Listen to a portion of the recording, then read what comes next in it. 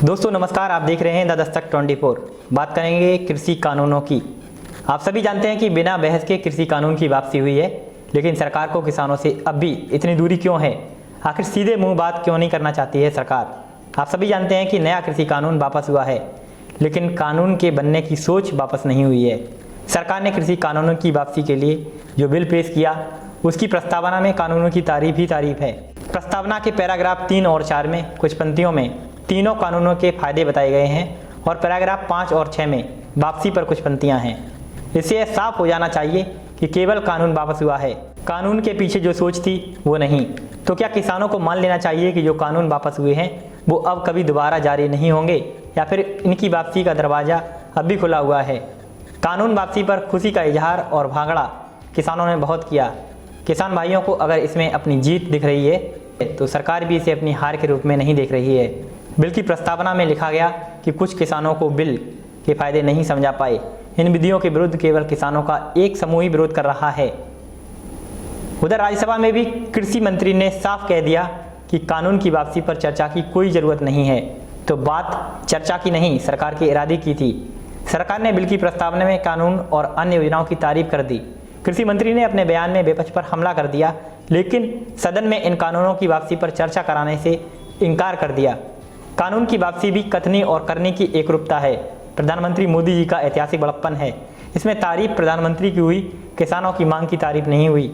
उनके आंदोलन की तारीफ का बड़प्पन नहीं दिखाया गया। पिछले साल 17 सितंबर को लोकसभा में इस बिल पर बहस हुई और उसी दिन इसे पास कर दिया गया। बता दें कि 17 सितंबर को प्रधानमंत्री मोदी का जन्मदिन होता है।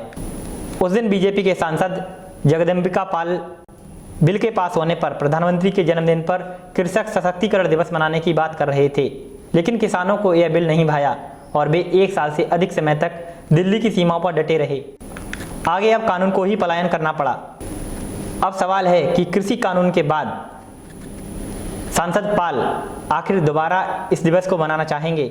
आखिर सरकार ने चर्चा से इनकार क्यों किया? अगर चर्चा होती तो देश को और किसानों को पता चलता कि सरकार आगे क्या सोच रही है, एमएसपी मूल्य पर क्या सोच रही है।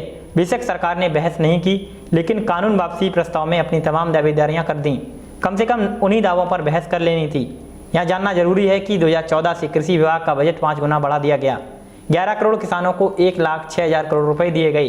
2016 में फसल बीमा लागू हुई और तब से 8 करोड़ 83 लाख दावों का निस्तारण हुआ। सरकार ने अपनी बात तो रखी, लेकिन विपक्ष की भी बात सरकार सुन सकती थी। सरकार बताती कि फसल बीमा इतना ही सफल है, तो बिहार और गुजरात की सरकार इससे अलग क्यों है?